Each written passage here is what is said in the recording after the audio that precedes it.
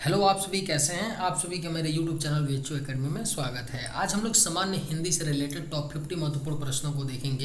ये सारे प्रश्न उन सभी एग्जाम के लिए बेहद ही महत्वपूर्ण होने वाले हैं जिन भी एग्जाम में हिंदी से रिलेटेड प्रश्न पूछे जाते हैं। तो चलिए आइए एक एक करके शुरू करते हैं। चाँद का सर्वप्रथम उल्लेख कहाँ मिलता है? इसका राइट आंसर क्या हो जाएगा? तो चाँद का सर्वप्रथम उल्लेख आपका कहाँ पर मिलता है? तो ऋग्वेद में। एक आपका जीएस का प्रश्न इसमें आ गया है। संस्कृति के 4 अध्याय किसकी रचना है? इसका करेक्ट आंसर क्या हो जाएगा? तो संस्कृति के 4 अध्याय रामधारी सिंह दिनकर की रचना है। संस्कृति के 4 अध्याय। अभ्युदय शब्द में कौन सी संधि है? इसका राइट आंसर क्या हो जाएगा? तो अभ्युदय शब्द में आपका यण संधि है। राइट आंसर क्या हो जाएगा? ऑप्शन नंबर सी होगा, यण संधि है अभ्युदय शब्द में। चपला का समानार्थी क्या है?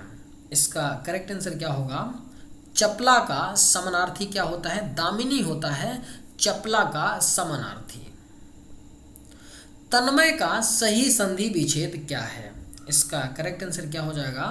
तो तन्मय शब्द का जो सही संधि विच्छेद है ऑप्शन सी राइट आंसर होगा। तत् धनमय होगा तन्मय का सही संधि विच्छेद।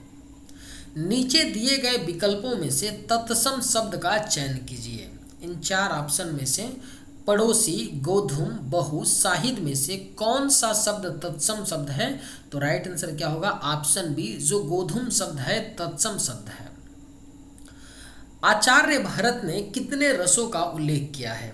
अगर आप लोगों को ये वीडियो पसंद आए तो एक लाइक ज़रूर कीजिएगा और अगर आप इस चैनल पर नए होंगे तो सब्सक्राइब भी कर लीजिएगा। आचार्य भरत ने कितने रसों का उल्लेख किया है? तो 8 रसों का आचार्य भरत ने उल्लेख किया है। वातानुकूल का सही संधि विच्छेद क्या है? इसका करेक्ट आंसर क्या हो जाएगा? तो वातानुकूल का जो सही संधि विच्छेद होता है वात प्लस अनुकूल होता है। वातानुकूल का सही संधि विच्छेद। हृदय में प्रयोग की संधि का क्या नाम है? जो आपका हृदय शब्द है इसमें कौन सी आपका हृदय में प्रयोग की गई कौन सी संधि का क्या नाम है? तो आपका गुण संधि है। वह घर से बाहर गया इस वाक्य में से कौन सा कारक है? इसका राइट आंसर क्या हो जाएगा? वह घर से बाहर गया इस वाक्य में जो से शब्द है से इसका ये कौन सा कारक आपका है? तो अपदान कारक है जो घर से बाहर गया में से शब्द है। किस रस को रसराज कहा जाता है? इसका करेक्ट आंसर क्या होगा? किस रस को रसराज कहा जाता है? तो श्रृंगार रस को रसराज कहा जाता है। रौद्र रस का अस्थाई भाव क्या है? इसका करेक्ट आंसर क्या हो जाएगा? तो रौद्र रस का अस्थाई भाव होता है क्रोध होता है रौद्र रस का अस्थाई भाव। अली अली शब्द युग्म का सही अर्थ क्या है? इसका करेक्ट आंसर क्या होगा? अली अली शब्द का जो सही अर्थ है आपका भौरा और सखी होता है। अली अली शब्द का आपका राइट अर्थ। निर्वेद किस रस का अस्थाई भाव है? इसका करेक्ट आंसर क्या होगा? जो निर्वेद है किस रस का अस्थाई भाव है? तो शांत का अस्थाई भाव है। चौपाई के प्रत्येक चरण में कितनी मात्राएं होती हैं? इसका करेक्ट आंसर क्या होगा? तो चौपाई के प्रत्येक चरण में 16 मात्राएं होती हैं। कितनी होती हैं? 16। रोला छंद में यति कितनी मात्राएं पर होती हैं? इसका राइट आंसर क्या हो जाएगा? तो जो रोला छंद में यति कितनी मात्राएं पर होती हैं? तो 11 से 13 पर होती हैं।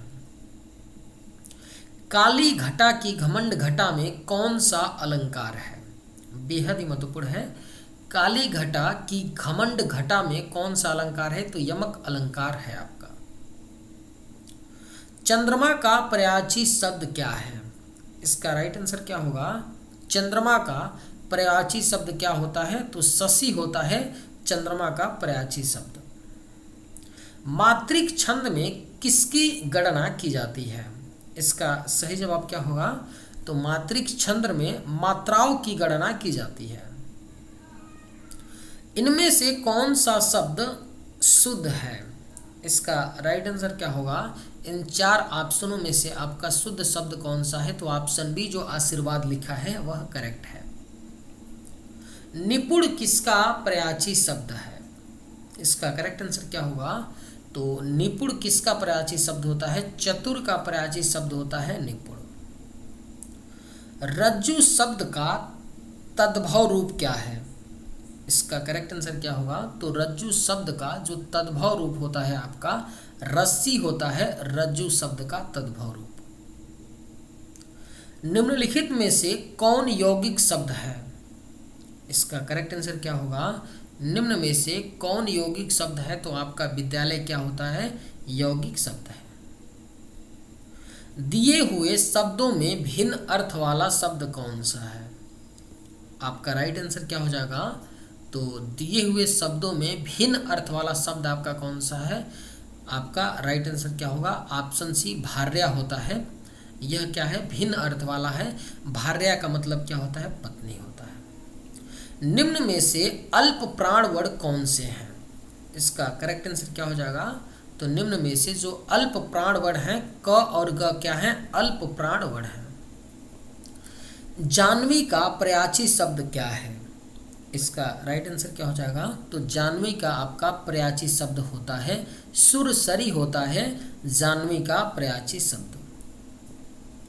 इस शब्द का शुद्ध रूप क्या है? यानी जो आपके 4 शब्द दिए गए हैं इनमें से कौन सा सही लिखा गया है? तो आगामी क्या है? सही लिखा गया है। अंधकार का प्रयाची शब्द क्या है? इसका सही जवाब क्या होगा? तो अंधकार का प्रयाची शब्द है तिमिर होता है अंधकार का प्रयाची शब्द। हिंदी शब्दकोश में 6 का क्रम किस वर्ण के बाद आता है? इसका राइट आंसर क्या है? तो हिंदी शब्दकोश में 6 का जो क्रम होता है क वर्ण के बाद आता है। अरविंद शब्द का प्रयाची क्या है? इसका राइट आंसर क्या है? तो अरविंद शब्द का प्रयाची क्या होता है? कमल होता है अरविंद शब्द का प्रयाची। नियति के समानार्थी शब्द का चयन कीजिए। इसका राइट आंसर क्या हो जाएगा? तो नियति का जो समानार्थी शब्द होता है भाग्य होता है नियति का समानार्थी शब्द। निम्नलिखित में से कौन सा एक स्पर्श व्यंजन है? इसका राइट आंसर क्या है?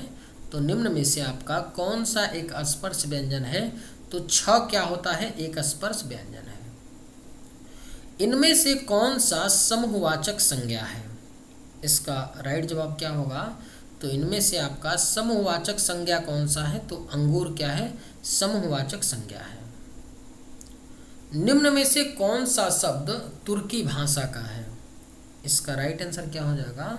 तो निम्न में से आपका कौन सा शब्द तुर्की भाषा का शब्द है? तो कैंची क्या है? तुर्की भाषा का शब्द है। नीचे दिए गए विकल्पों में से तत्सम शब्द का चयन कीजिए। इसका सही जवाब क्या हो जाएगा? तो गोधूम क्या है? एक तत्सम शब्द है। किस कारक में से विभक्ति का प्रयोग होता है? इसका राइट जवाब क्या होगा? किस कारक में से विभक्ति का प्रयोग होता है? तो अपादान कारक में होता है। पुरोहित में क्या उपसर्ग है? इसका राइट जवाब क्या होगा? पुरोहित शब्द में आपका पुर उपसर्ग है पुरोहित में। ए रमेश यहाँ आओ इस वाक्य में कौन सा कारक है? इसका करेक्ट आंसर क्या हो जाएगा? तो ए रमेश यहाँ आओ इस वाक्य में आपका संबोधन कारक है। कौन सा है? संबोधन। देवनागरी लिपि का विकास किस लिपि से हुआ है? बेहद ही महत्वपूर्ण प्रश्न है। देवनागरी लिपि का जो विकास है आपका ब्राह्मी लिपि से हुआ है। हिंदी भाषा में कितनी बोलियां हैं? इसका राइट आंसर क्या है? तो हिंदी भाषा में 18 बोलियां हैं। उसने पढ़ा था इस वाक्य में कौन सा काल है? तो राइट जवाब क्या होगा? उसने पढ़ा था इस वाक्य में आपका भूतकाल है। घर पर माँ है इस वाक्य में पर किस कारक की विभक्ति है? इसका राइट जवाब क्या होगा? घर पर माँ है इस वाक्य में जो आपका पर है किस कारक की विभक्ति है? तो अधिकरण कारक की विभक्ति है। व्यर्थ शब्द में किन वर्णों की संधि हुई है? इसका राइट आंसर क्या है? व्यर्थ शब्द में किन वर्णों की संधि हुई है? तो ई प्लस अ की संधि हुई है। निराधार में कौन सी संधि है? इसका राइट जवाब क्या हो जाएगा? तो निराधार में आपका विसर्ग संधि है, निराधार में। मरकट किसका प्रयाची शब्द है? इसका राइट जवाब क्या होगा? तो मरकट आपका बंदर का प्रयाची शब्द होता है, मरकट। निम्नलिखित में से वाक्य के शुद्ध रूप का चयन कीजिए।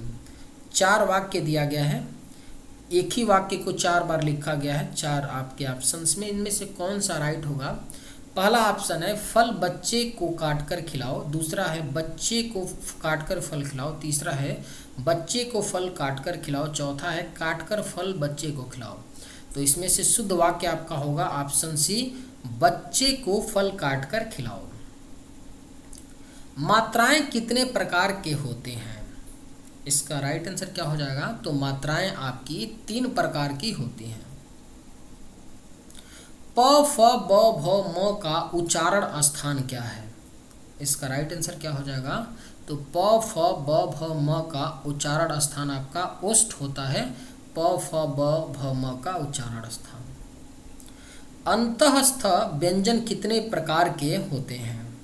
इसका राइट आंसर क्या हो जाएगा? अंतस्थ व्यंजन आपके 4 प्रकार के होते हैं। हिंदी में कितने वर्ण होते हैं? इसका राइट आंसर क्या हो जाएगा? तो आपका हिंदी में कितने वर्ण होते हैं, यह आखिरी प्रश्न है। यह प्रश्न आप लोग के लिए है।